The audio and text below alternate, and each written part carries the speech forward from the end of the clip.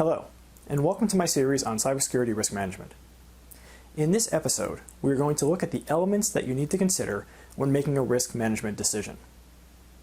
I believe that risk management is fundamentally an engineering problem.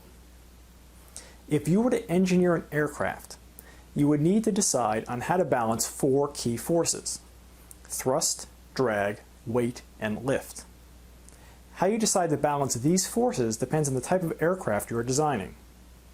For example, the weight of a fighter jet would be drastically different than that of a commercial airliner, directly impacting the amount of thrust and lift required to make each one fly. Risk management follows the exact same thought process, except the forces you are dealing with are different. When making a risk management decision, you need to balance three forces. The first one is complexity.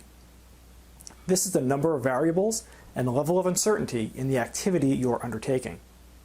For example, deploying a single application is less complex than deploying an entire server, and deploying a server is less complex than standing up an entire data center. The second force is risk.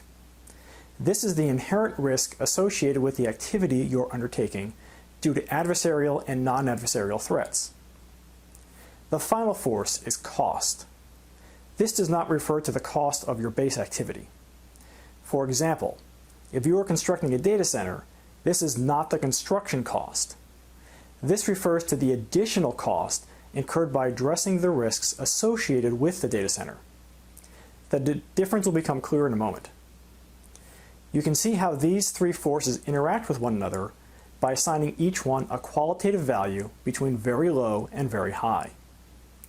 As complexity increases, it pushes against the risk vertex, and risk also increases.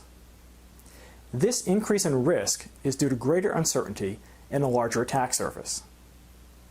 One option to mitigate the risk is to reduce the complexity of your activity.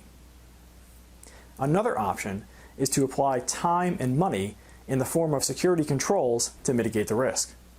But this causes an increase in cost. In the ideal world, you would be able to perform an activity that has a very high complexity, but at a very low cost and a very low risk.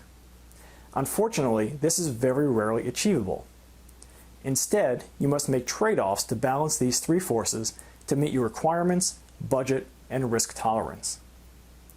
Just like engineering an aircraft, this decision is highly individualized and contextual, and there is no one right answer.